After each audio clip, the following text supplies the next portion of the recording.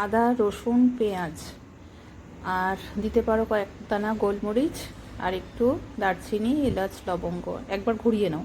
মশলা তো রেডি। এবার বলি তোমাদেরকে একটা গল্প, ইউরোপের উপকথা, আর গল্পের নাম হচ্ছে স্টোন স্যুপ। একবার কিছু ক্লান্ত সৈনিক যুদ্ধক্ষেত্র থেকে ফেরার সময় একটি গ্রামে রাত কাটাবে বলে ঠিক করলো, কিন্তু কোনো খাবার তাদের কাছে নেই, আর গ্রামের কেউ কিছু দিতে রাজিও হলো না। তখন তারা ঝর্ণার কাছে গিয়ে তাদের কাছে রাখা একটা হাঁড়িতে বেশ বড় একটা পাথর দিয়ে তার মধ্যে ঝর্ণার জল ভরে কোনো রকমে আগুন টাগুন জ্বালিয়ে রাঁধতে শুরু করলো। সেই আগুন দেখে কৌতূহলবশত এক গ্রামবাসী এসে জিজ্ঞাসা করলো, কী করছো? বললো, রান্না করছি। কী রান্না করছো?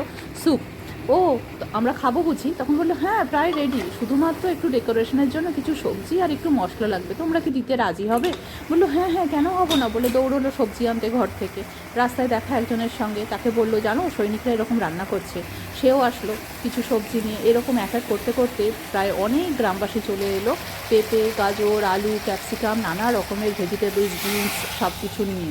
আর তখন সৈনিকরা কী করলো, সেই পাথরটা ফেলে দিয়ে সব সবজি মশলা দিয়ে একটা দুর্দান্ত স্যুপ তৈরি করে ফেললো। সবাই মিলে রাত্রিবেলা জমিয়ে খেলো। তোমরা কি ভাবছো, ক্যামেলিয়ার মাথা খারাপ হয়ে গেছে? কি রান্না করছে আর কি তৈরি করছে, কথা বলছে কি? আরে বাবা, স্যুপ তৈরি করছি, ফ্রেশ চিকেন, তার মধ্যে এই সমস্ত মশলাপাতি, প্রচুর ভেজিটেবলস, সঙ্গে একটু চিকেন মশলা, মিট মশলা দিতে পারো, জিরে, ধনের গুঁড়ো, নুন, হলুদ সব দিয়ে একটা স্যুপ বানিয়ে ফেলো। খাওয়ার সময় একটু মাখন দিতে পারো বা লেবুর রস, যা ইচ্ছা। বাচ্চা থেকে বয়স্ক, রোগী থেকে সবাই তোমাদেরকে তারিফ করতেই থাকবে। কি তোমাদের স্বাদ করক ছুঁয়ে মন অবধি আমি পৌঁছতে পারলাম?